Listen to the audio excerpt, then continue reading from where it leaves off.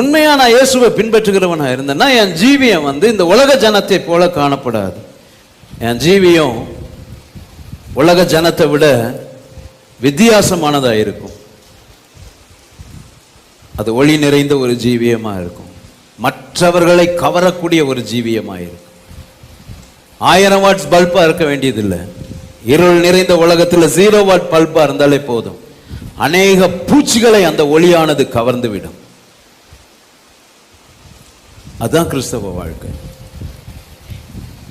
யோவான் 8:10 நான் சொல்ற வசனம், நீங்க வீட்டில் போய் வாசிச்சு பாருங்க.